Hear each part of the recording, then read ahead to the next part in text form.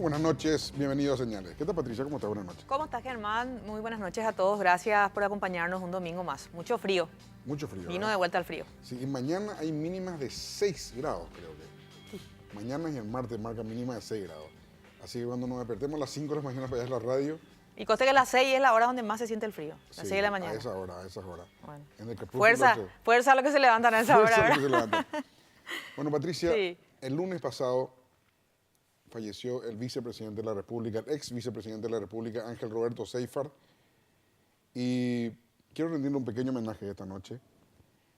Los familiares de él me contaban cuando lo visité en el velorio que la noche antes nos estaban mirando.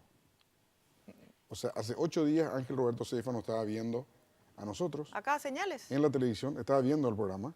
Mira vos. Y bueno, amaneciendo el lunes, tuvo un ataque al corazón, creo que eso fue el motivo por el cual falleció.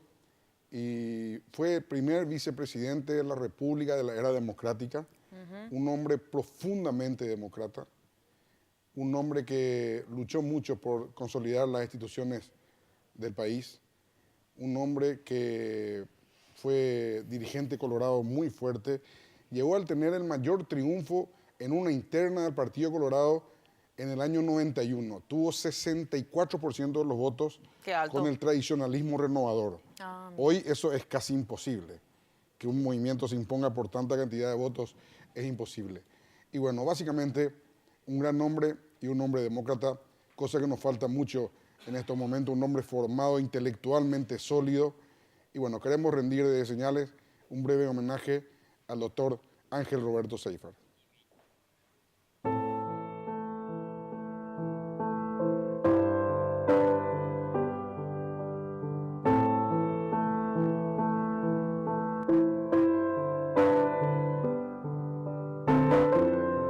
En política y particularmente en democracia es difícil, lógicamente, que estemos todos de acuerdo, ¿verdad?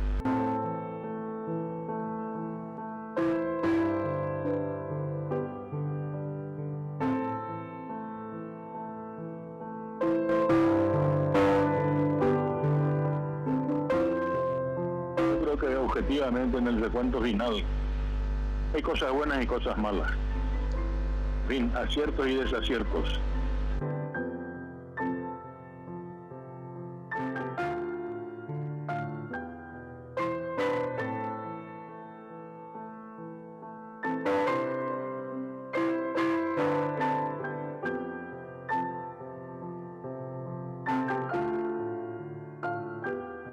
Como dice nuestra Constitución, ¿verdad?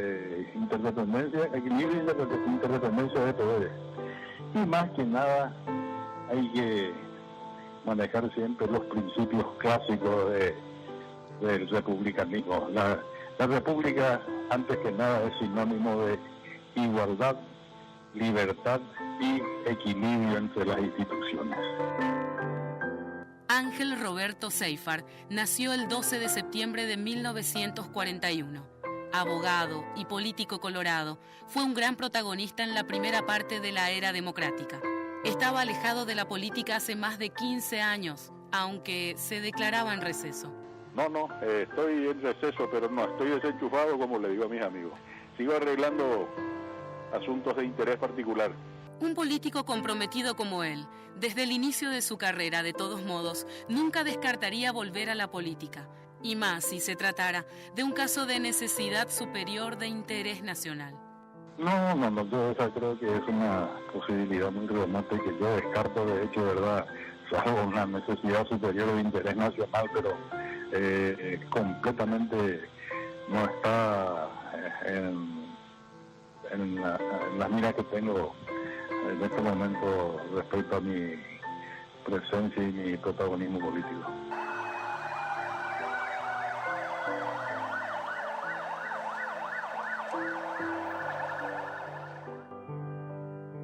La ANR, su partido, declaró duelo. Sus restos fueron velados en el Salón Memorial y en la Sala Bicameral del Congreso Nacional.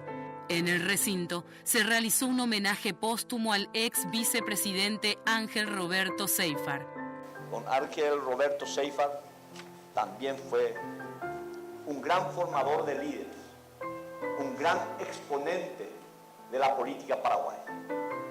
Su ejemplo nos servirá como modelo a seguir.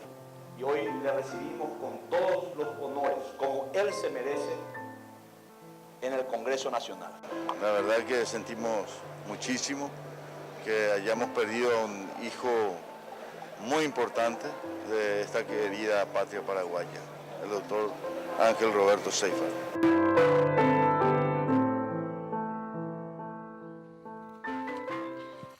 Patricia, así recordábamos al doctor Ángel Roberto Seifert, ex vicepresidente de la República y un demócrata a carta cabal, como hoy hace falta probablemente más que nunca. Patricia, ¿qué ocurrió en la semana? Contame.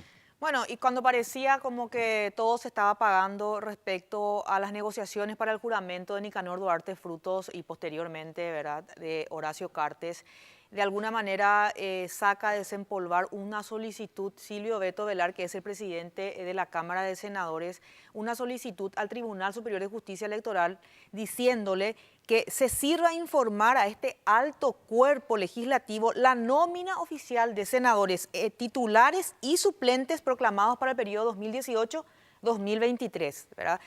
Con esto ya daba el puntapié inicial para que él de alguna forma se esté muniendo jurídicamente y sobre todo respaldando jurídicamente, ¿verdad? Porque ya se sabe, esta nómina ya fue enviada inicialmente donde figuraban Nicanor Duarte Frutos, Horacio Cartes, por obvias razones, Horacio Cartes no pudo jurar, sigue siendo presidente de la República, no podía ocupar dos cargos al mismo tiempo y la discusión más que nada se centró en lo de Nicanor.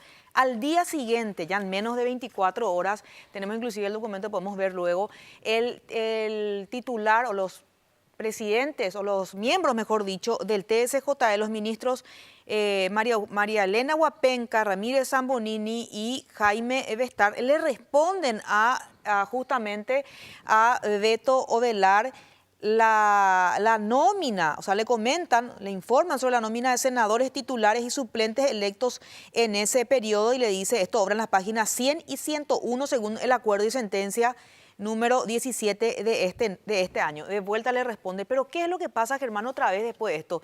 Hay una nota que el mismo día que Beto Velar solicita al TSJE que le envíe la nómina, también la jueza María del Carmen Novaes le dice a la Cámara de Senadores, ojo señores, que el amparo que yo saqué el sábado antepasado sigue vigente. Entonces, ¿qué es lo que está pasando acá? La oposición como que empezó a reunirse, se reunieron todos, todo el bloque opositor, ¿verdad?, viendo qué es lo que estaba pasando.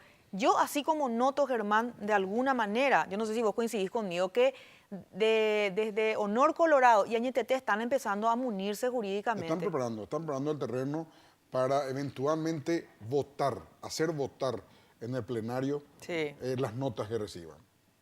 Claro, en un momento dado, el presidente del Congreso va a decir, acá tengo las notas, señores, pongo a consideración de ustedes, ¿qué hacemos? Claro, porque el TSJE... Y ahí va a haber mayoría para que se cumpla, para que Nicanor pueda acceder a la banca. Claro, porque ellos se escudan en el sentido de que el TSJE es la única institución del Estado que puede decidir... Buscar elecciones. Claro, que puede organizar elecciones y proclamar a los ganadores. Y eso es lo que hizo hasta ahora el TSJE. Y el TSJE con este documento le dice claramente, ¿verdad?, a los senadores que tanto Nicanor como Horacio Cartes fueron los proclamados. ¿Verdad? Repito, en el caso de Horacio Cartes, imposible que esté en el cargo porque está como presidente de la República, ¿verdad? A partir de eso empezaron a surgir reuniones de la oposición que dice que están atentos y hay una puja importante también dentro del propio Colorado Añetete de que Marito no tiene que apoyar el juramento de Nicanor. Exacto. Cuando todos sabemos que... También hay una información, Patricia, de los 8 liberales, hay una información que habría 3 o 4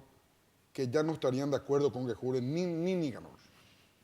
Y ahí va a entrar Entonces ahí trabajar. yo no había los números. Claro, hoy tienen Porque 17. de los 26 que hubo, 2 son los involucrados, los afectados directamente, que son Mirta Bucinki y Friedman. Y ahí quedarían en 24.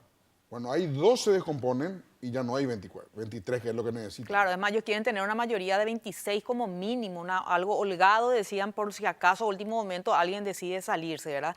El caso es que ahora queda en manos de Blas Llano, porque Blas Llano sí está de acuerdo con el juramento de Nicanor, con el juramento de Cartes, y va a quedar en manos de él que él hable con esa gente que hoy dice, bueno, mira, yo no estoy más tan de acuerdo con que jure Nicanor Duarte Frutos, por ejemplo, como Hermelinda Alvarenga, como María Eugenia Bajac, ¿verdad? El propio Baqueta en algún momento retiró el pedido, pero lo que dijeron de Honor de Añetete es que Baqueta retira el pedido por una cuestión de que todavía no habían los votos, Sí. ¿verdad? Y Dionisio Amarilla, Patricia, dijo, presenten y ahí vamos a ver qué hacemos.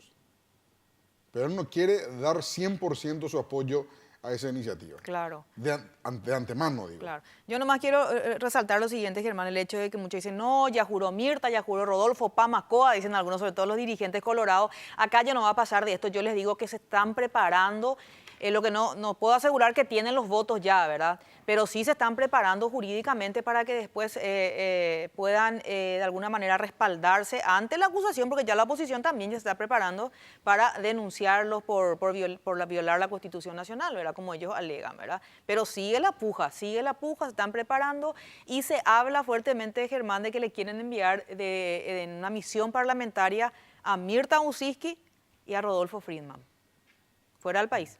Pero no creo que se vayan. No creo, van a ser muy tontos si hoy abandonan su banca. Aparte si se van, Patricia, no cambia porque se necesita sus votos. O sea, si ellos están ausentes, está perfecto. Estar ausente es estar en contra. Claro. Si es que se presumen sus votos, ¿verdad? Así es. Bueno, yo ando dando orden de cosas, Patricia. Marito dio a conocer 2 ministros más. Bueno, Infona creo que no es ministro, o es ministro. Creo que es directora, creo que es directora, sí. Bueno, pero en el caso del ministro de Agricultura y Ganadería, nombró a un contador. Y vos sabés que estuve averiguando con el gremio de agrónomos y con el gremio de veterinarios. Ahí está, Denis Lichi fue nominado para ser futuro ministro de Agricultura y Ganadería. Me dicen, Patricia, hay más o menos 4.000 a 5.000 agrónomos. Sí, ingeniero agrónomo. Y hay más o menos 2.000 a 2.500 veterinarios. En total hay más de 300 posgrados afuera. Sí. Por lo visto para Marito, ninguno de eso cuenta. Y no. Justamente el gremio de agrónomos se quejó, criticó esta designación, no están conformes, pero ya está tomada la decisión. Recordemos que Juan Carlos Baruja también, el anterior ministro... El anterior era ingeniero civil. Ingeniero civil, Sí. Nada que ver también con el Ministerio de Agricultura. El anterior era... Enzo Cardoso. No, el anterior Gattini, que era ingeniero agrónomo. Creo que después de Gattini quedó otra persona otra vez posterior. Recordamos que Gattini no llegó a terminar el proceso, sí, ¿verdad? se llamaba... ¿Medina? Sí, no, Medina no. Marco Medina estuvo ahora. Sí. Marco Medina sí Pero es el que veterinario. se había quedado tampoco era, Sí, ¿verdad? no me acuerdo el nombre, pero ese sí era ingeniero agrónomo. Sí. El que había quedado después de Gattini. Y también. muchos consideran que en el Ministerio de Agricultura supuestamente tiene que haber una persona más que maneje más que nada la cuestión administrativa y política, que para eso están los viceministros, para manejar la cuestión de agricultura, ¿verdad? Pero si el gremio no está de acuerdo, también de alguna forma esto no le favorece a Mario. Eso pasa en todos los ministerios. Pero claro. Un abogado puede ser ministro de Salud, Claro. un doctor puede ser, un médico puede ser ministro de Justicia. Se cruza todo ya a partir de ahí. Sí, es así, totalmente, totalmente. Estuvo investigado por la Contraloría General de la República en la época que fue gobernador, por ejemplo, el nuevo ministro de Agricultura y Ganadería. Lo que tiene que entender, Marito, Patricia, es que su imagen está hecha de pequeños jalones que él va haciendo a lo largo del gobierno. Y estos jalones de haber nombrado un contador como ministro de Agricultura y Ganadería es un pequeño golpe a la imagen que él tiene que tener como gobernante al final. Entonces, no le nombro nomás, la crítica va a venir 8 días y después se callan. No, son pequeños jalones que se van haciendo, socavando su imagen como presidente. Ocurrió con Cartes. Claro. ¿Cuántos errores, la sumatoria de cuántos errores es en la imagen que hoy tiene Cartes saliendo del gobierno? La sumatoria de muchos errores.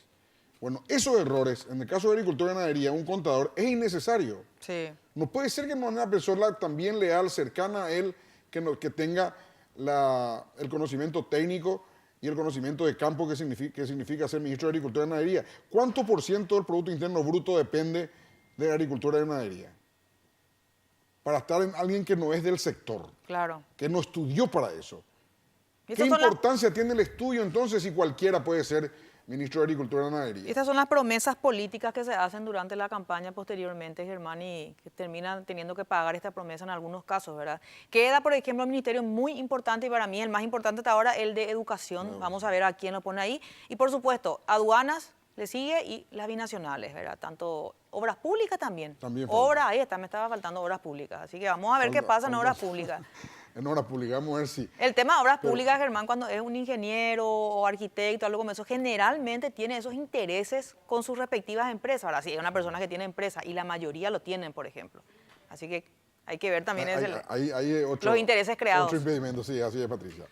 Bueno, hacemos una breve pausa y arrancamos. Y ya volvemos luego con nuestros invitados. Con nuestros invitados. Sí, que tiene que ver con la condena de este policía que obtuvo 12 años, ¿verdad? Que había disparado al diputado Edgar Acosta. Pero bueno, vamos a invitar. Vamos a estar, Patricia, sí, con el diputado Edgar Acosta, con el abogado del policía, con la hermana del policía, a discutir sobre esto que sacudió la semana pasada. Exactamente. Pero...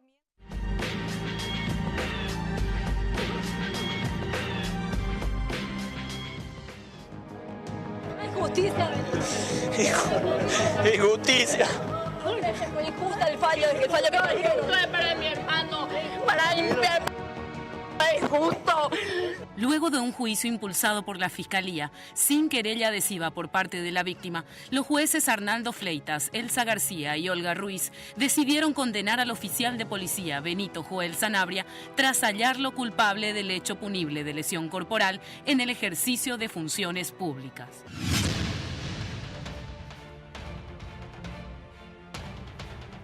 De esta manera, el oficial Benito Joel Sanabria era condenado a 12 años de cárcel por haber disparado en la cara al diputado liberal Edgar Acosta durante la manifestación contra la enmienda el 31 de marzo del 2017. Durante los alegatos finales, la fiscala Silvia Cabrera argumentó que en ningún momento la integridad física del agente Sanabria ni su vida corrieron riesgo durante la protesta del 31 de marzo, por lo que el haber ejecutado el disparo contra el rostro del diputado opositor fue injustificado. Por esto, exigió la pena máxima de 15 años. Fueron presentados fotogramas basados en archivos de los medios de prensa que permitieron ver cuadro por cuadro lo sucedido.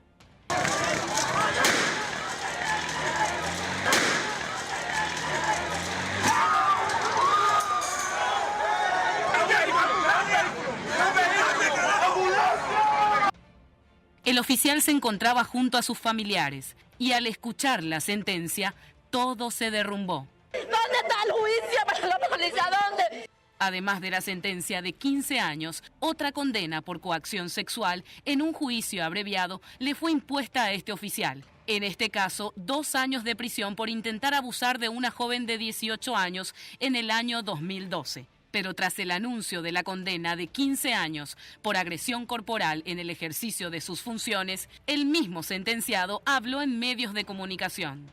Yo no fui el que le disparó al diputado. No tenían pruebas para condenarme así 12 años de cárcel.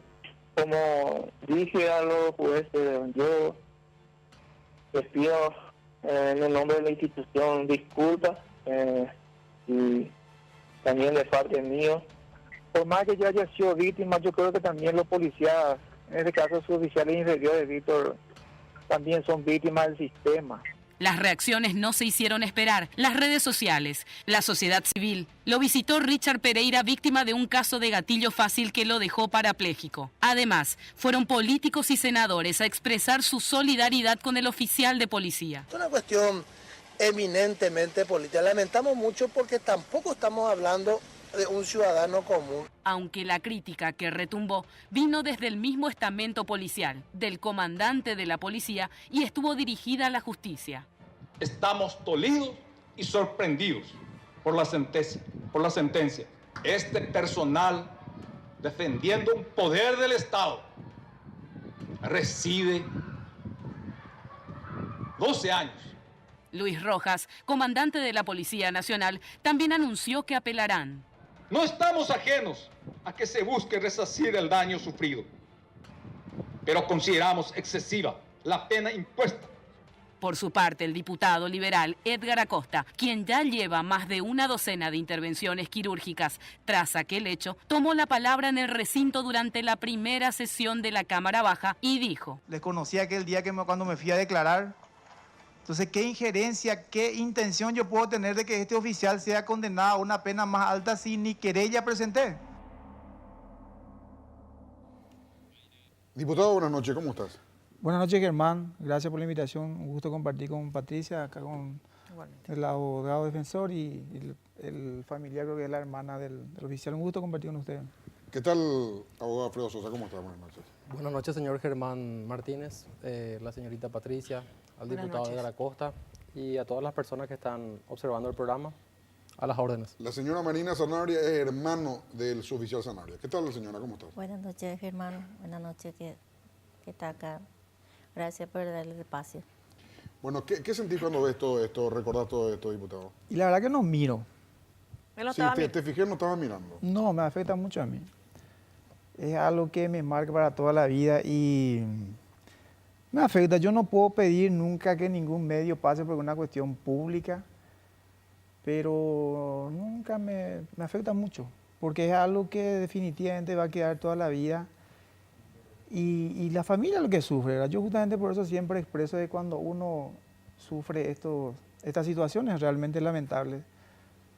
Y decía también por el caso de este oficial que muchas veces uno tiene que ser responsable de su acto. Yo me fui directamente aquel día queriendo sesionar, yo me fui, tenía que manifestarme, lo hice con gusto, nadie me obligó. Asimismo, cuando el oficial es responsable, si es él, de acuerdo a la justicia, uno asume las consecuencias, ¿verdad? Lo que sufre más, Germán, es la familia. Realmente duele mucho, porque en estos días, con esta situación que ocurrió, la injusticia que uno ve desde el punto de vista de las redes, ¿verdad? O sea, inclusive hablando con un periodista de televisión, así cuando se plantea algo que no se adecua a la realidad, duele más. Te cuento como anécdota y a la audiencia. Escribe una señora en determinado grupo, creo que en un grupo de WhatsApp, alguien que conoce, que antes de las 4 de la tarde yo fui, digamos, me dispararon. Los hechos de la quema del Congreso ocurren a las 7 y algo de la tarde, según me cuentan después, ¿verdad? Es más, se tiran a patrulleras. Entonces veo que la señora escribe, y como la conozco le llamo, dice, está bien que le hayan disparado al diputado si estuvo quemando el Congreso. Y como si yo le conozco y ya sabía que yo a esa hora ya estaba en terapia intensiva, si antes de las 4 fue. Entonces me atrevo a llamarle y me dice, sí, pero vos tuviste que haber tenido injerencia para que este pobre oficial... No, le digo, yo no tuve nada que ver, esto es una cuestión netamente jurídica. No, pero a mí me impactó mucho su llanto en la televisión. Pero vos sabés, mi caso es lo que yo sufrí. Las veces que yo tuve que llorar de dolor, porque realmente lo que yo pasé no le deseo a nadie, o cuando me infiltraban agujas enormes en mi nariz, en mi labio, porque la hinchazón que tenía, yo le decía, yo lloraba, inclusive muchas veces escondida de mi familia, de mis hijos, ¿verdad? Vos sabías. ¿Y sabe qué me responde cuando de repente ya se toma una posición hasta fanatismo? No, pero tu llanto no es igual, vos sos diputado y él es policía. O sea, llegamos a un extremo de que ya nosotros no tenemos ni un sentimiento, o sea, es doloroso, ¿verdad? O sea, gente que sabe que efectivamente, y con eso inclusive no te digo, ¿verdad? Que la manifestación pudo haber salido, a nadie le habilita que dispare, ¿verdad? Pues yo aclaro y siempre, y lo voy a seguir sosteniendo. Yo no presenté una querella por una decisión mía, por más de que me insistieron mucho mis amigos. Y le estaba diciendo al abogado, justamente un amigo me decía, ¿te acuerdas que te dije que querelles? Porque al final en estos casos vas a ser vos el culpable, me decía. Y no lo hice, Germán, Patricia y audiencia, por la sencilla razón que yo veo que los oficiales que actúan en la calle, yo siempre trabajo muy de cerca con los policías, son personales inferiores que son responsables de sus actos, por la mayor responsabilidad lo tienen los altos jefes. Yo siempre digo que estos oficiales tienen que recibir alguna determinada orden para actuar de la manera que actúan. Ninguna justicia, en este caso, desde el punto de vista fiscal, nadie le investiga la cadena de mando. Los que estaban ahí, pues, esto es una familia vertical. Entonces yo tomé la decisión en algún momento, sin conocerle al señor Benito, que nunca ni miré su foto, había tomado una decisión, no que no pague, ni mucho menos porque la justicia tiene que actuar, ¿verdad? Porque justamente dije, la persona que me haya disparado está en un lugar que tiene que cuidar la sede del Congreso, nervios, muchas veces inclusive los oficiales no comen, yo tengo denuncias muchas veces que se les trata de una manera inhumana, puede ser responsable. Pues de ninguna manera es el responsable principal. Por eso en su momento había tomado, y aclaro, ¿verdad? Nunca actué en mi vida llamando fiscales y jueces. Por eso cuando yo le escucho a Zacarías, uno tiene vergüenza. Tiene que ser realmente, digamos, una persona de lo peor cuando quiere instalar que yo pude haber tenido una injerencia política. El lado de ellos está González Ar, del equipo de ellos están los que manejan la justicia. Tiene que ser miserable para llevar un acto netamente jurídico a algo político. Imagínense lo que yo le decía a la gente. Si hay una apelación desde el punto de vista judicial y amerita, demostrando los elementos que tiene que ser una pena menor, pues yo no voy a salir a patotear ni mucho menos. Yo voy a aceptar la regla del... Entonces, esto es importante de que siempre nosotros tratemos de mantener todos los ámbitos jurisdiccionales en ese ámbito y no mezclar realmente de una forma miserable llevarlo al campo político. Marina, ¿usted como hermana y la familia cree que es un acto político la condena de tu hermano? Sí. ¿Movido por quién? Y la verdad que yo entiendo poco porque la primera vez lo que a la familia le pasó eso. Y atender la política porque nosotros somos familia liberal. Criamos familia liberal, mi papá esto en el tiempo vegetal llegó a la Cetuare, llevó a la Colorado. Entonces, ahora lo recibí con el apoyo parte de los colorados. La partido de los lados no recibí ni un apoyo hasta ahora. Ni PTI política liberal. Porque las hermanos PTI delincuentes. Hace las hermanas ahí delincuentes, ahí trabajo, o defende PTI institución. Aparte, es donde ellos oya por propósito. La fiscal hacia ahí, las hermanas audiencias, la fiscal ahí que ni un momento la policía ya está caijagüe. No, mentira que oye mombo ese basura, oye ya picacote, pe, a la video, pe cuando iri upea. Ore que se coja la video, ma esa po inupa y la policía, pe, oye picacote, pe, basura, pe. Entonces, porque la ojo y el pensamiento, la oyucaro la alguien, pero güera jamo acu y revolve imba eva, ojo mo acu yo por oyucar, pues en intención, ojo o ya pi la diputado, venía o ya pi otro porque y es injusticia lo que está pasando a mi hermano, pero de mi partido, por ejemplo, no me acercaron. Pero cuando vos decís que se instrumentó en las políticas, ¿quién instrumentó? Y para mí que, o sea, yo le culpo solamente a Efraín Alegre, directamente a él. Que Efraín Alegre tuvo incidencia en la justicia. Y sí. Y la visita de los senadores colorados, de honor colorado, que fueron junto a su hermano, ¿usted no cree que fue una cuestión política eso? Porque durante todo el proceso ellos no lo visitaron nunca a su hermano, por ejemplo. Nosotros siempre, por ejemplo, yo hablé con muchos colorados, siempre me dio su apoyo, pero ahora mismo no puedo hacer nada. Me dijo, después que se cambie el gobierno, lo que se puede hacer es justicia para mi hermano, pero de repente hubo ese... hoy con la juicio, porque en una semana ya se terminó, o sea, en 3 meses se las hermanos Jomaboí la juicio, ve. Ya el caso Jomaboí juicio oral en 3 meses. Entonces, una semana yo me condenaba a 12 años. Y yo estaba ahí, la fiscal la oleron la sentencia, la juez fueron invité oña atender la fiscal la olea. Y cuando el abogado oleron las hermanos la juez muy así estaba, no movía atención la abogado olea a favor de mi hermano. Pepe o jugáis celulares. Y de repente no dice el juez que no hay nada de prueba suficiente para condenar a mi hermano, que es joven. Dice y de repente 12 años de cárcel. Pero tu hermano tenía ya un antecedente de coacción sexual, dice que le intentó violar a una joven y le dieron de hecho una condena de 2 años. Ese ya pasó hace 6 años. ¿Y la condena salió ahora? Y la condena salió este año. Yo no discuto de eso. Yo, por ejemplo, estamos al tanto también de eso. Sobre ese punto me gustaría aclarar a mí, si me permiten, por favor. Cuando lo crean conveniente, ¿verdad? Sí, adelante, doctor. Si bien es cierto, es un antecedente que consta en contra del señor Benito Zanabria, ese es solamente un punto a ser tenido en cuenta en la base de la medición de la pena. El artículo 65 del Código Penal valora la vida anterior del acusado. Es un agravante, dijo la jueza, este caso, por ejemplo. Pero no es todo. Claro. Existen varios hechos que deben ser tenidos en cuenta para imponer una condena a una persona. ¿Usted también cree que es político, abogado? No me consta, Germán, la injerencia del diputado. Yo quiero aclarar eso para toda la teleaudiencia. En ningún momento nuestra parte afirmó que el diputado haya ejercido influencia en este caso. Y frente a él se lo digo, mirándole a la cara. Pero evidentemente tiene su peso que el señor sea un diputado, tiene un partido político que lo respalda detrás y llama poderosamente la atención la inusitada celeridad con que se desarrolló este proceso, el empeño que tenía el Tribunal de Sentencia de hacer a toda costa este juicio a tambor batiente, como se dice, sabiendo bien cómo funciona nuestra justicia y con la carga de trabajo que ellos tienen cuando se suspende un juicio oral. Por lo general te fijan un nuevo juicio dentro de 6 meses, 1 año. Y en este caso nos fijaban juicios orales cada 1 mes prácticamente. Yo tomo intervención en la etapa del juicio oral, no fui su abogado defensor desde el inicio, solicito la suspensión para interiorizarme del caso.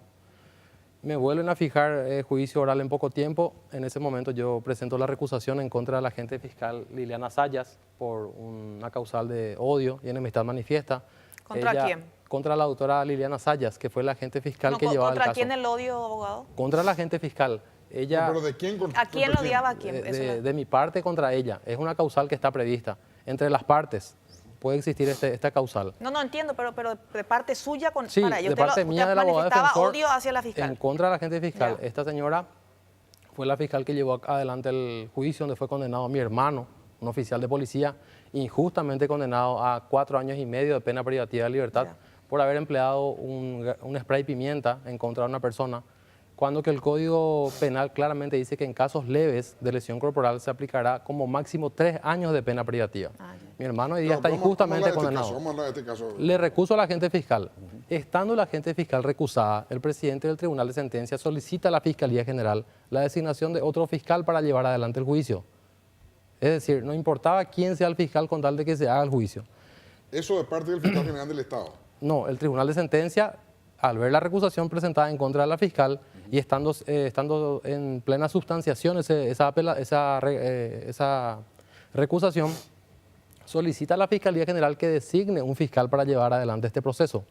Porque la coadyuvante, que era la doctora Marta Sandoval, ya se había jubilado, entonces la única era la doctora Liliana. Eso es algo increíble porque no se da en todos los casos. Entonces, ¿qué pasa? Fijan fecha de juicio oral para este 26 de junio, que fue el día que se inició, estando recusada la agente fiscal, lo cual nos llama poderosamente la atención. Entonces creemos que se tenía que hacer este juicio oral a como dé lugar y que ya estaba prevista la condena antes. Yo no tengo pruebas para afirmar, para acusar a una determinada persona. Creemos de que hay injerencia política detrás de esto. Pero ¿cuál es el objetivo, por ejemplo, para y una afectar condena? al gobierno, afectar al Estado, porque el objetivo, Benito Sanabria es la principal víctima porque está cumpliendo una condena, pero esto afecta a la imagen del Estado. Y yo creo que los políticos que están detrás de esto buscaban eso, buscaban afectar la imagen del Estado. ¿El diputado qué es? El diputado es la víctima también de este caso. Nadie niega que haya existido el hecho, es algo evidente, algo flagrante.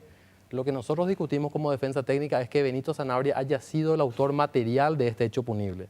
El diputado es una víctima, recibió una lesión grave y sentimos mucho por él, no se le desea a nadie lo que le pasó. En todo momento él se mostró también como una persona coherente, no presentó querella adhesiva, inclusive en juicio oral manifestó de que no le reconoce al autor del hecho. Acá no existió reconocimiento de persona, no se sabe quién fue el que disparó, tampoco lo reconocieron testigos.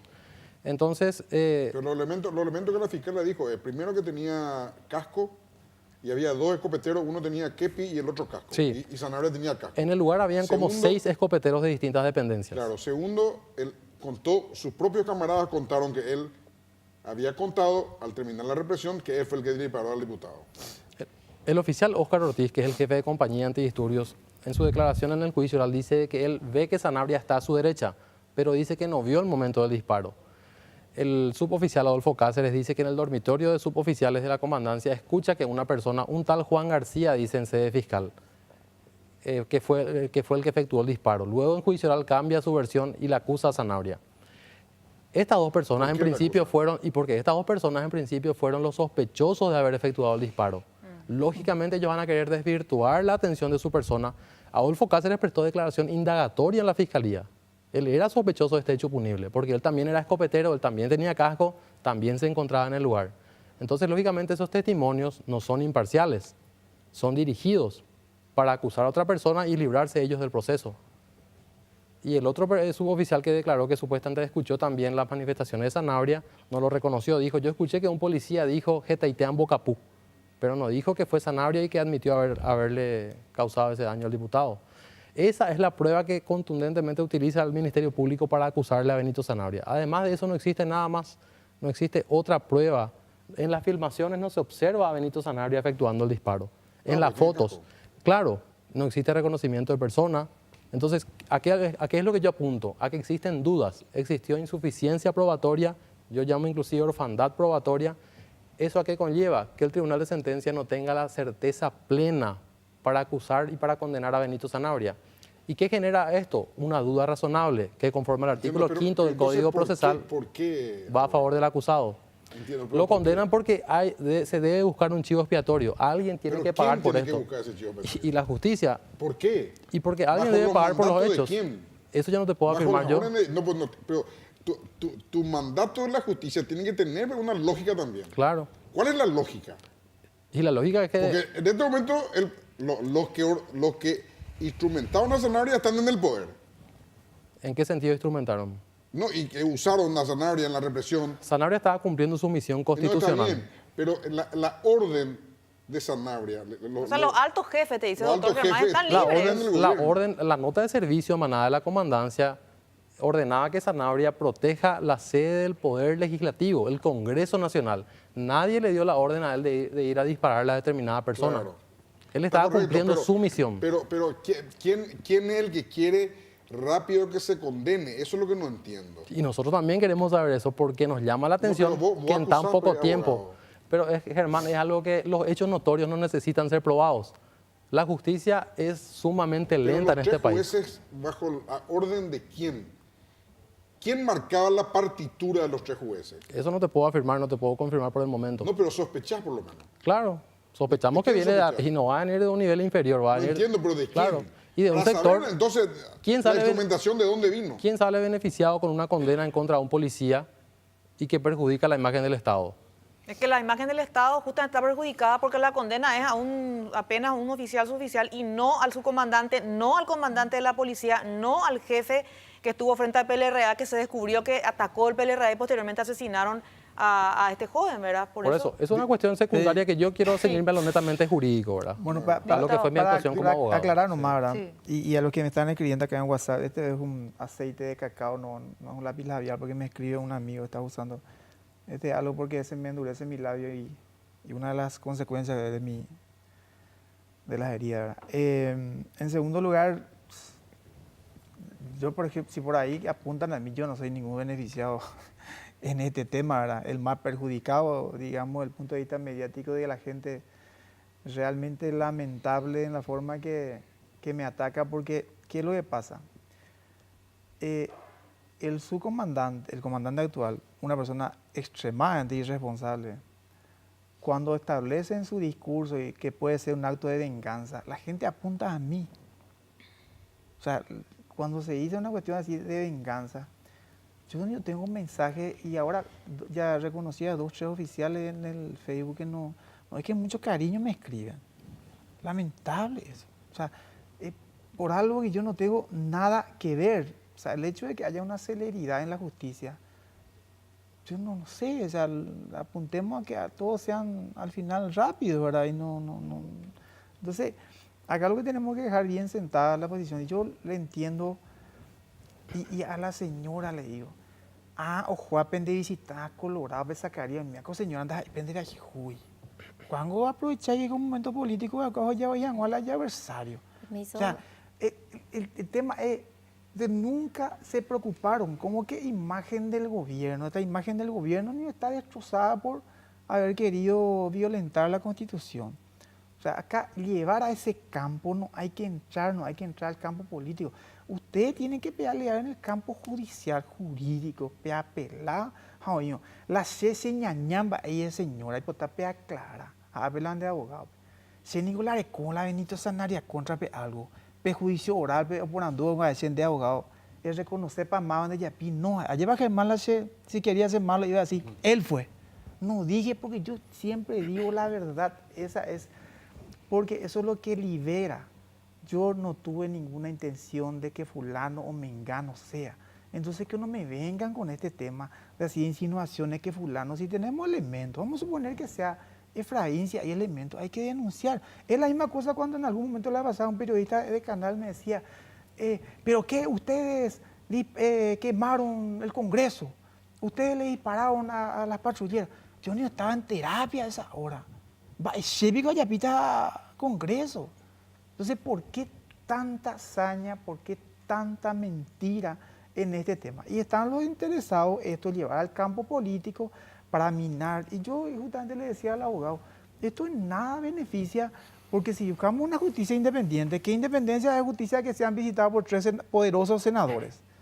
Entonces, acá no hay que buscar, repito, ir al campo político. Es una cuestión jurídica, si se puede en una apelación demostrar todo lo que dice el abogado, seguramente van a tener todo esto y aclaren ya este tema, porque están apuntando a mí y el comandante es un irresponsable. Yo soy una persona que generalmente no tengo miedo porque hago lo correcto. Por más de que todos me están diciendo ahora que tenga que tener seguridad, me llamó ahora un señor de Ciudad del Este de que su hijo fue gatillo fácil, no sé qué, algo así. Claro, diputado, tenemos poco tiempo nomás, discúlpame. Le vamos a escuchar a la señora Raz, ¿no? Sí, yo le quiero decir nomás al diputado, y se ve más para la Colorado a aceptar ya. Orero, familia, oye, desesperados, esa por hermano, 12 años de condena. Mi papá tiene 80 años. Y escuché también la fiscal dice que el diputado va a vender una propiedad para última operación. ¿A vender más estado, señora? Oreco ya, la se tu oreco mía, y 5 vacas míos vende pama. Oreco, ahora yo lo voy a colecta. Ser hermano mío, ahora 12 años está. Orero, y San Pedro de Guamandí, Jubero, y Jaupeiro, Yuarajaro, Juanaro, Vicedaco, 12 años, Orero, Yujaro, Jotajina. Amo, lo vende pata la hora de tu aro, ya está calle, pero porque lo vende, soy la joga, milaro, Yujaro, vamos, porque cuando llamo, en su Pepe, Jaro luchata, Jaro acepta la Colorado, y porque la ore partido, la liberal, ome ore espalda, do ya se cae, oye, ore en die, cuaco y catuya, poja, cuape, copo ayudata. Porque la primera, oye, ya pido cuál era diputado, la se tu a tu yami, un gato petele familia cuera jau, o upe plaza, pepe, coja, pepe accidente. Jao topar la Paco Vale de Mare, jao topar la Efraín Alegre. Ja Efraín, que tú me oí su la y espalda y supe, upe yang añañi eta jao como si, ja Paco va, que tú me supe te cajón de Paco va, y supe, una peadona anga jao peña ni eta eso. Un pato y papá la familia cuera, jao jopa llega a la San Pedro, porque no recoy respaldo la y política y la jaje y orebe. Bueno, será llega a esa familia cuera, ni que pe votar la liberar de. Porque la liberal cuando mañana es contrario. Y oré la papá. ¿Más Pepe votar? Se anda a votar. ¿Hablando de familia? Upeago, cada uno, la votó secreta, digo, Germán. ¿Qué les prometieron los senadores colorados a ustedes? Que va a estar con nosotros hasta el último. Ya lo promete ahora. ¿Pero le va a apoyar económicamente también? También a mi papá. Así como mucha gente está manifestando en solidaridad. El pueblo paraguayo está con nosotros. Él le ayuda a mi papá. ¿Solidaridad concreta o de palabra? No, le ayuda a mi papá demasiado. ¿Quién le ayuda a su padre? Ya se fue ya de parte de la comandancia, le llevaron a un doctor, porque mi papá ya es de edad, entonces vive solo, ya no tenemos mamá. Entonces, hasta de Ciudad del Este se fueron a visitar a mi papá, de Encarnación, o sea, por toda parte, pero menos nuestro Partido Liberal. Ni un apoyo de Germán, permíteme nada. Ahora, o sea, un minuto. Un minuto. Esto es lo que quiero con esto terminar. Hay unos cuestionamientos y realmente cuando dice, ¿cómo el diputado no le visita? Se negó la víctima 126 días, señora Silvia. 11 veces ni va a operar. ¿En qué momento en mi cabeza va a estar si alguien que me disparó? Le tengo que ser honesto. Yo lo que quería es recuperarme todo lo que estaba sufriendo. O sea, es más, cuando yo hablo con este señor Benito en Radio Monumental, acá quedamos un acuerdo inclusive en la radio ahí con Víctor Vázquez que vamos a hablar y vamos a visitar. Sale el comandante Chetrosa. O sea, ¿dónde es lo que quedamos? Acá la víctima. Yo siento mucho por este muchacho. Si apelan y se reduce, bueno, fantástico, ¿verdad? Pero quiero que se entienda bien. Si tengo víctima ahí, o si no, acá es fantástico el que recibió todo, el que sufrió mucho. Ahora yo no tengo que tener sentimientos porque sé diputado. Pero tampoco un Anda, inocente señor. tiene que pagar por algo que no cometió. Nosotros eso cuestionamos como defensa. Aclaren, Además pero de la también es excesiva importante, condena. le digo al comandante la vez pasada, y ojalá, y con esto termino y disculpen que sea insistente. Acá hay una buenísima oportunidad ya que se abre un sistema de apelación y si por ahí puede abrirse una nueva carpeta fiscal y que le incluya un poco a los jefes, quienes dieron la orden. En este caso, en la quema del Congreso y la muerte de Rodrigo. ¿Ustedes no piensan, abogado, pedir eso también? Nosotros vamos a presentar la apelación en el plazo pero establecido. pidiendo que se investigue a los jefes de Vamos a solicitar cliente. un nuevo reenvío para que se haga un nuevo juicio oral en base a al mismo hecho punible investigado. Pero van a solicitar que investiguen Eso ya a los depende jefes. del Ministerio Público. De hecho, que hay varias investigaciones abiertas en forma paralela contra varios policías, no solamente contra Benito Sanabria. Lo que vamos a ceñirnos a este caso, nosotros consideramos excesiva la condena, teniendo en cuenta que este policía estaba cumpliendo su función de proteger una sede del poder del Estado. Muchas gracias. Disculpen, el tiempo en televisión es oro. Muchas gracias, señora Marina, por haber venido. Muchas gracias, diputado. Un gusto compartir con ustedes. Muchas gracias. Patricia. Bueno, tenemos que hacer nosotros una breve pausa, pero...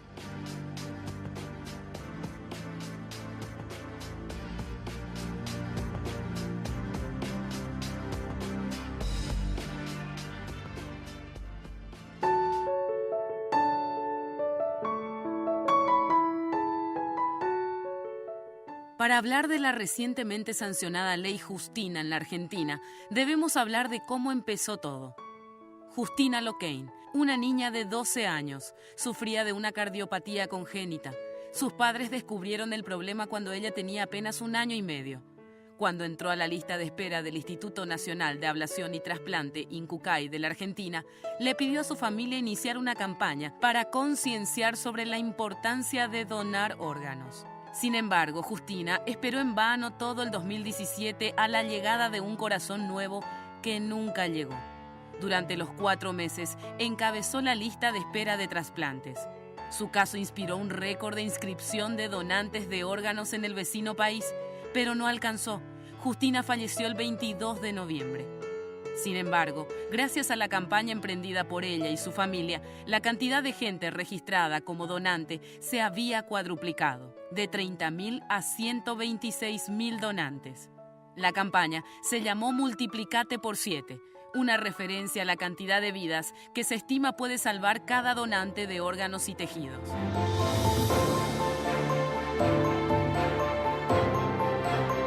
Ley Justina, transformando el dolor en lucha.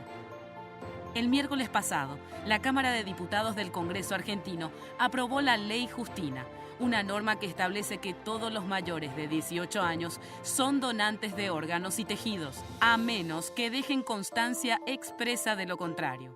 Los principales impulsores de esta ley en la Argentina nuevamente fueron los padres de Justina, Ezequiel y Paola Loquein. Yo quiero pedirles a todos los senadores y a todos los diputados, apoyemos esta ley porque realmente debemos salvar a muchas personas. Pasó por el Senado y fue aprobada por unanimidad. En diputados, la ley corrió la misma suerte. A mí me tocó la situación desgraciada de perder a Juan Pablo en una terapia en el hospital italiano en el año 2011, esperando un trasplante de órganos. Lo que es el corazón para mí de esta ley, que es la presunción de donación de órganos, se haga realidad. Creo que ese es el desafío de esta ley. La ley fue sancionada por 202 votos a favor sin abstenciones. Al final de la sanción, todos se pusieron de pie y aplaudieron por el logro alcanzado. Pero más a ese grupo familiar y amigos de Justina que llevó la campaña adelante. Yo sé que ella me abraza y me dice, lo logré, mamá. Ella quería esto y uno tiene una angustia, pero ha tenido un deber y se ha podido cumplir, gracias a Dios. La nueva ley regula las actividades vinculadas a la obtención y utilización de órganos, tejidos y células de origen humano en la Argentina. Prevé que los establecimientos de salud habilitados para hacer trasplantes cuenten con servicios destinados a la donación, que permitirán detectar, evaluar y tratar al donante. Establece además la donación cruzada en el caso de trasplante de riñón, con donante vivo. También explicita que podrá realizarse la ablación de órganos y tejidos a toda persona mayor de 18 años que no haya dejado constancia expresa de oposición. Hoy, unas 10.500 personas en la Argentina esperan por un trasplante Y hasta esta ley, solo 13 personas por cada millón de habitantes era la lista de donantes. Hoy, esta lista está compuesta por todos y todas, a no ser que expresen lo contrario. Patricia, mañana es el día del trasplante en nuestro país. Sí. Te tocó muy de cerca, Germán. Me tocó de cerca porque, bueno, yo soy un trasplantado, así que cuando me decíamos con testimonio, el testimonio soy yo. Así es. Yo le cuento a la teleaudiencia que Germán quería ir a la pausa porque lagrimeó durante este informe. Realmente cuánta gente tuvo la oportunidad que él tiene y cuánta gente hoy puede tener si hoy en nuestro país tratamos esta ley, Germán. Cierto. Así es. Vamos a dar la bienvenida al doctor Jorge Querey, senador nacional. ¿Qué tal, doctor? ¿Cómo estás? ¿Cómo estás, Germán? Buenas noches a todos. ¿Verdad? Un gusto estar aquí con un tema tan importante. También está con nosotros el doctor Gustavo Melgarejo, que es director nuevo de la INAP, ¿verdad, doctor? Eso es nuevo. Sí, hace poco asumí realmente una responsabilidad grande, pero contento de estar en el programa y sobre todo de poder hacer cambios importantes a nivel de trasplante en el país. Así es, también está con nosotros una que tuvo un trasplante del corazón y una que necesita un trasplante. Así que tenemos las dos vertientes de esta historia, una necesidad y una beneficiada. Vamos a saludar en primer término a Tatiana Benítez, que es trasplantada cardíaca. ¿Qué tal, Tatiana? ¿Cómo estás? Buenas noches. Súper bien. Más viva que nunca. Más viva que nunca. Sí. ¿Cuándo te hiciste el trasplante? Cuando tenía 6 años. Hoy tengo 17 años. Cuando tenías 6 años. Sí, días antes de cumplir 7 años. Días antes de cumplir 7 años. Sí, así que fue mi regalo de cumpleaños y el mejor regalo de cumpleaños. Una bebita haciendo el trasplante, ¿no? Sí. Qué fantástico. Bueno, y Irma Galeano, que necesita un trasplante. ¿Qué tal, Irma? ¿Cómo estás? Buenas noches, ¿cómo están? ¿Necesita un trasplante de qué? De riñón. De riñón. Sí. Perfecto. ¿Hace cuánto estás así, Irma? Hace rato, pero en la lista de espera estoy hace 2 años. Idealizada 1 año. 3 veces a la semana, 4 horas. ¿Te vas 4 horas 3 veces a la semana? Sí.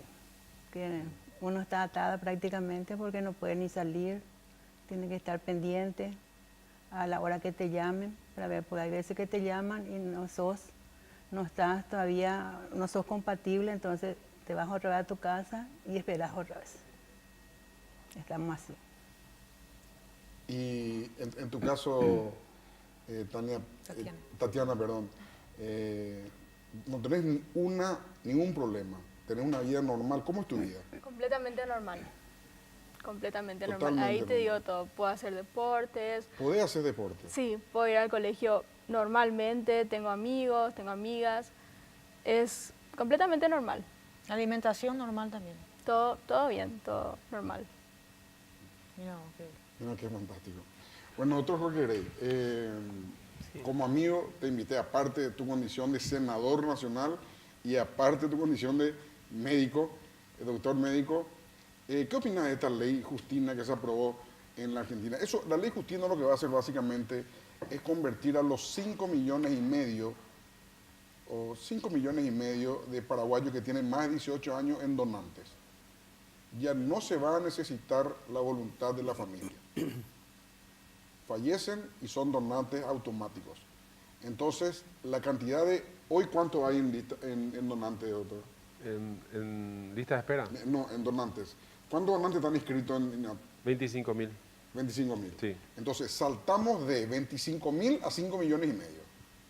Automático. Automático con la ley, sí. Automático con esa ley Justina. ¿Qué opinas de eso, doctor? A ver, la ley Justina es una ley fantástica por 2 motivos. Uno es por el tema de del tema del registro de donantes, que hace que, salvo mi oposición personal explícita, soy donante. De ahí en adelante, desde el día de mañana, yo tengo un accidente o lo que sea, tengo muerte cerebral o puedo hacer donante cadavérico, yo soy un donante, ¿verdad? En primer lugar, ese es un elemento muy importante. Segundo elemento importante es que en realidad esa ley es mucho más compleja que solamente, que es muy importante el tema del donante, pero es mucho más compleja porque organiza el sistema. La ley es muy compleja, organiza el sistema, obliga a tener a cada hospital un responsable con respecto a quién va a ser el encargado del tema de gestión del donante, porque nosotros muchas veces, vos sabés que yo soy especialista en cuidados intensivos y enfermedades respiratorias, ¿verdad? Y jefe de una terapia intensiva que ahora estoy renunciante, ¿verdad? Muchas veces estuvimos en la situación que teníamos pacientes que estaban en condiciones y encarar el enfoque de la donación, no teníamos un sistema que responda ágilmente a esa situación. Entonces, en esa situación se pierden muchísimos donantes potenciales. Entonces, a ver, y termino un poco con esto para hablar entre todos sobre esto, ¿verdad? Creo que tenemos que seguir este ejemplo de la ley. Cuando me invitaron para tu programa sabía que era para esto. ¿Por qué, doctor? Y porque sé de tu historia y porque sé de tu sensibilidad a ese tema, y yo también me di cuenta de la importancia de ese proyecto de ley. Y alguna gente que estamos entrando recién al legislativo, creo que tenemos mucho para dar en este tipo de cosas que sí nos unen a todos, nos van a unir a todos los paraguayos. ¿Cómo está el INAT, doctor? Vos asumiste Sí. después el doctor Hugo Espinosa. Espinosa, sí. ¿Y cómo está el INAT? El INAT en este caso pasaría a tener 5,5 millones de inscritos. Ojalá, ¿verdad? Pues realmente es un problema ese tema de la donación. Pero también hay que mirar otros aspectos, no solamente el tema de la ley, porque en realidad la mayor causa de las negativas de las familias son porque ignoran el proceso. Y a veces eso sucede inclusive entre los profesionales de la salud. Entonces, uno de los aspectos que a mí me parece fantástico de la ley es que dice una capacitación permanente de las personas involucradas en el proceso.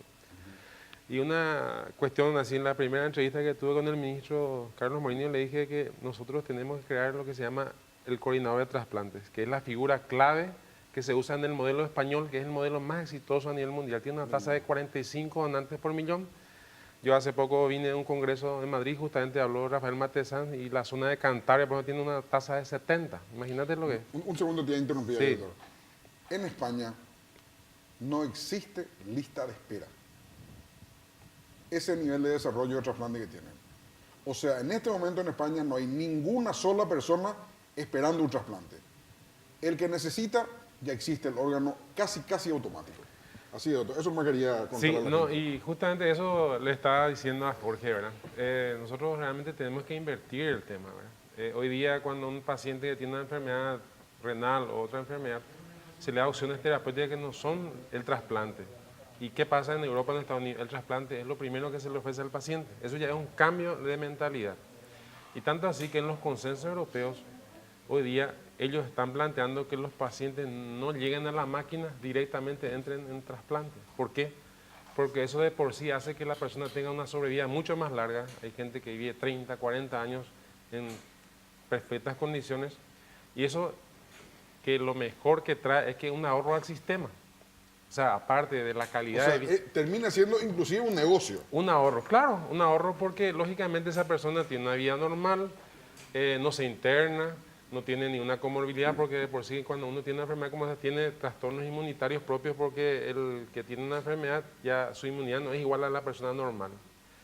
Entonces ese ahorro hace que ellos ese dinero inviertan en otro trasplante, entonces ya se crea un círculo beneficioso porque al final el programa se vuelve autosustentable con el tiempo, ¿verdad? Entonces eso es lo que nosotros como país tenemos que imprimir, porque acá no se puede más improvisar porque ya se saben los modelos que son exitosos. Yo justamente le encontré a un paraguayo que está en Murcia y él decía que todo el mundo le está copiando a los españoles. Se fue a Inglaterra a hacer una cuestión de convenio y los ingleses mismos copian gran parte del modelo español. Claro. Y eso es la figura clave el coordinador. Nosotros con una resolución que sacó el ministro hicimos una lista, son 14 hospitales públicos y estamos esperando las designaciones y nosotros vamos a capacitarle a esos médicos de manera a crear una red de coordinación. Yo te doy un ejemplo de por qué funciona. El único hospital que tiene institucionalizado la procuración es el Hospital Central, de donde yo provengo. Y hace poco el jefe del Servicio de Oftalmología celebró 100 trasplantes de córnea en los últimos 5 años. ¿Qué quiere decir? Que ese hospital generó 100 donantes en 5 años. Y 100 donantes son 200 córneas, porque cada donante genera 2 córneas. y la otra, el otro 100 se va a la Fundación Oca del Valle, porque es un convenio que el IPS hace como para ayudarle también a otras entidades. Pero si nosotros llevamos un modelo que implante ese sistema en todos los hospitales de la red, y yo incluiría también el hospital militar, inclusive los servicios privados, porque esto tiene que ser una cuestión que la sociedad tiene que aceptar, porque como dije, la enfermedad no le elige a no tiene, o sea que no elige a nadie, no importa tu raza, tu religión, vos te enfermas y a veces el trasplante es la única opción.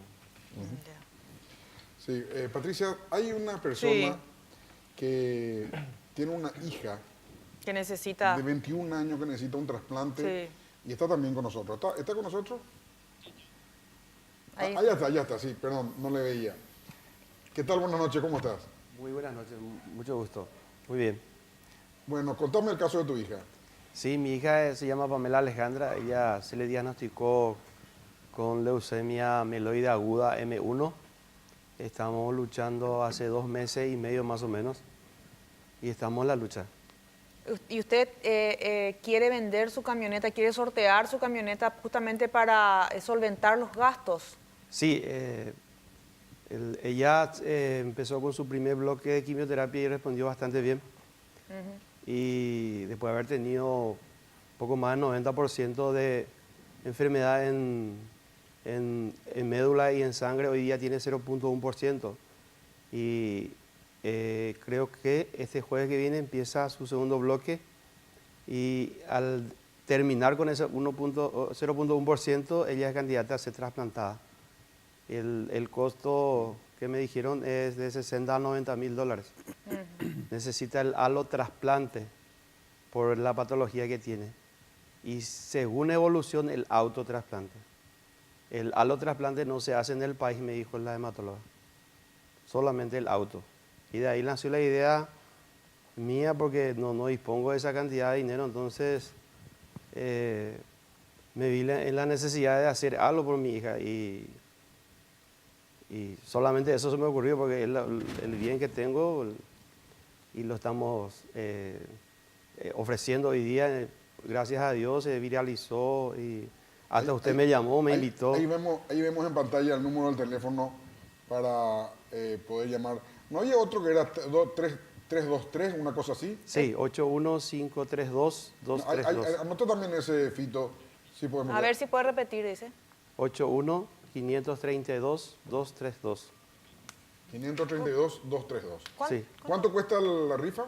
150.000 guaraníes. Y puede ganar esa camioneta que estamos viendo ahí en pantalla. Sí, así mismo. Esa camioneta. ¿Qué le dice la gente cuando usted le dice por qué quiere vender su camioneta? Es increíble la gente. El paraguayo es solidario de por sí. Les comento que ella recibió llamadas de España, de Inglaterra, de Italia, de grupos de paraguayos sin fronteras, tratando de ayudar. Inclusive en Madrid, España, se está haciendo una actividad grande para mi hija, según me comentaron, ¿verdad? Y es increíble. Hay personas que me dicen, yo saco y te devuelvo tu camioneta. Yo no quiero tu camioneta. Me llevo el número para sacar y te la devuelvo. Es emocionante, es terrible la solidaridad que tiene el paraguayo y todos los días emocionado realmente. ¿Cuántos años tiene tu hija? Mi hija tiene 21 años. ¿Y qué dice ella por este acto que realiza de sortear la camioneta por ella? Y ella es una chica, hoy día regresó la sonrisa porque se siente bien, hoy día está en la casa con hemograma óptimos y esperando para su segundo bloque y está contenta, está feliz, ella sabe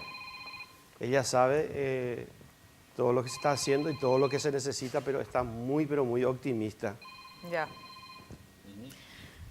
Atendé. No, ya apagué. Atendé. ¿Quién es? Atendé. Apagué. Le está viendo al... ¿Quién es? Atendé. Así está mi teléfono todo el día. Esa es la Podemos verdad. escuchar inclusive si hay alguien a lo mejor que quiere comprar. Pon altavoz y a ver quién te llama. Un segundo. Pon en altavoz. Le debo leer. Se cortó por eso. Bueno, la gente... Sí. Es un sorteo que él quiere realizar. Esos son los números al cual la gente puede llamar para adquirir las adhesiones. Hola. Ahí está. Bueno, ahí está llamando la gente, Patricia. Está bien, ahí está bien. llamando la gente. Bueno, éxitos y mantenernos informados. Sí, es el número de la rifa. Buenas noches.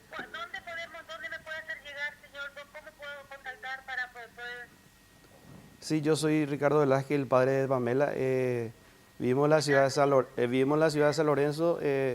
También lo tenemos de lunes a viernes de 7 de la mañana a 15 horas en mi lugar de trabajo. Hay una tienda ahí frente al lugar de trabajo donde estamos vendiendo, que lo puedo decir al aire. Sí, sí, sí. Sí, Comercial San Expedito, Constitución Esquina de Herrera.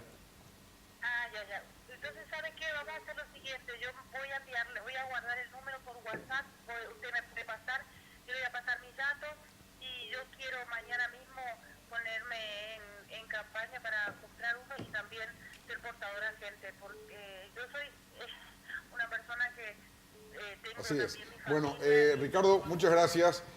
Muchas gracias, éxito y adelante. Que siga, Fuerza, que nosotros siga estamos hablando. contigo. Que siga hablando nomás. Que siga hablando. Nosotros estamos contigo y cualquier cosa me avisas, ¿sí? Dale, muchas gracias. Dale, seguí hablando. Por el Gracias, apoyo. Ricardo. Muchas gracias.